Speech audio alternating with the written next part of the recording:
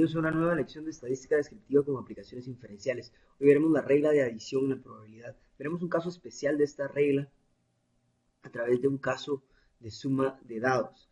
Veamos más bien a lo que me refiero. Vamos a hacer rodar algunos dados inicialmente, estos que aparecen en la pantalla. Son unos dados virtuales, más bien. Los haré rodar. Voy a pararlos en cualquier momento para tener un número. Por ejemplo, en este momento tengo un 1 en uno y un 1 en el otro.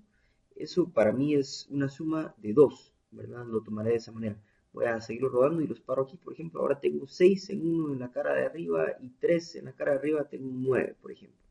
Entonces, estoy tomando en cuenta la suma de los dos números en cualquier momento. Si los hiciera rodar, ¿cuáles serían las probabilidades? Por ejemplo, en este caso, en las caras de arriba tengo 2 y 1, es decir, tengo 2 en el dado A, que llamaría el primer dado, y 1 en el dado B, es decir, tengo 3 que aparece en esta tabla.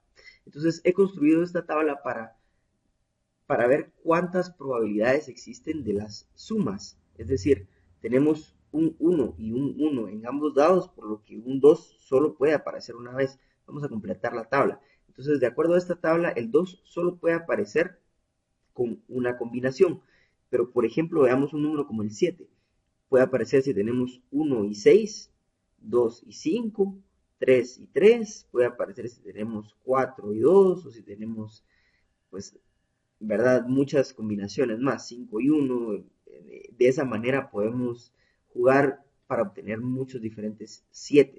Es decir, hay más combinaciones que nos otorgan un 7 de las que nos otorgan un 2 o un 12, por ejemplo.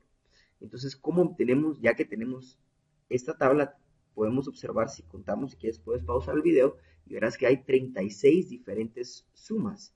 Entonces, de esas sumas, ¿cómo obtenemos la probabilidad de que salga una de ellas? Por ejemplo, la suma de 2.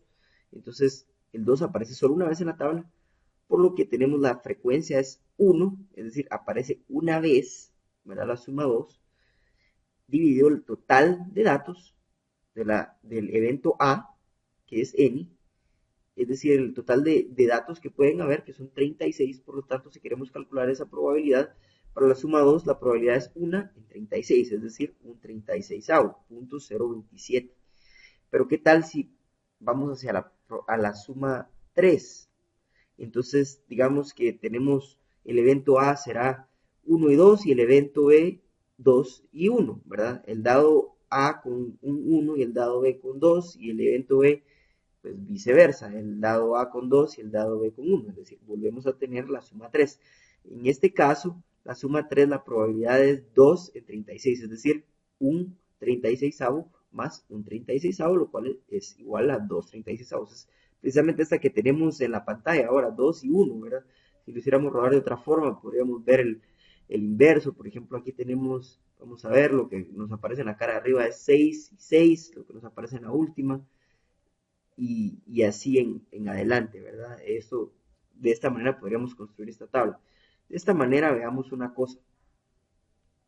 Veamos que la sumatoria, si quieres, puedes regresar un poco para revisar que esto sea correcto.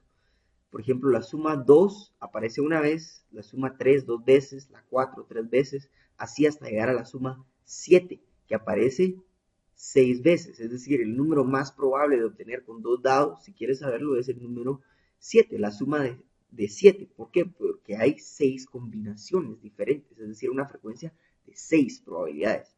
¿Cómo obtenemos la probabilidad? De nuevo, 6 dividido, o un 36avo más un 36avo más 6 veces, es decir, 6 36avos, lo cual nos otorga un valor de 0.1667.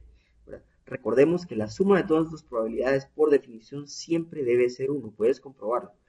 Luego, veamos, construimos un pequeño gráfico de barras hablando precisamente de las probabilidades. Recordemos que dijimos que el número 7 puede aparecer en 6 diferentes combinaciones, y así el 2 una vez, el 3 dos veces, igualmente el 12 una vez, el 11 dos veces.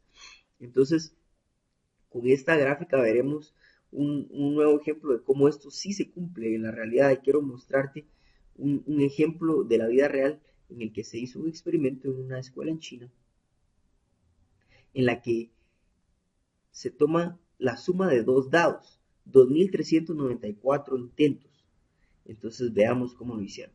Entonces, si ves, las columnas rojas son precisamente las mismas que nosotros tenemos a la izquierda, que es decir, la probabilidad teórica.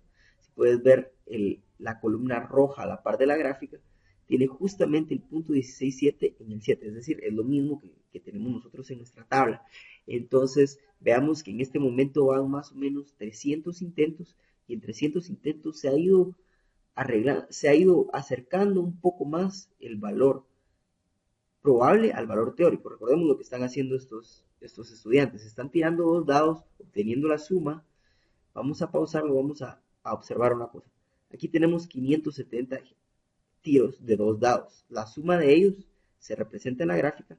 Los valores azules son aquellos valores reales, es decir, los del experimento, y los rojos son aquellos valores que vienen de la teoría. Pero veamos cuando van 25, veamos cómo es diferente, es decir, la probabilidad aún no se ha cumplido, pero entre más avanzamos en la probabilidad, aquí tenemos 730 intentos, voy a dejarlo correr aquí a partir de 1400, y si puedes ver, las columnas azules empiezan a parecerse mucho a las columnas rojas, es decir, que en un evento netamente probable, es decir, que no existe ningún factor que tengamos conocimiento que esté incidiendo en el resultado, siempre vamos a acercarnos a la probabilidad teórica a medida que aumentemos los intentos, es decir, a medida que nos acerquemos cada vez más a la probabilidad real. Es decir, esto, para que sepas, funciona muy bien en la vida real toda esta teoría de probabilidades.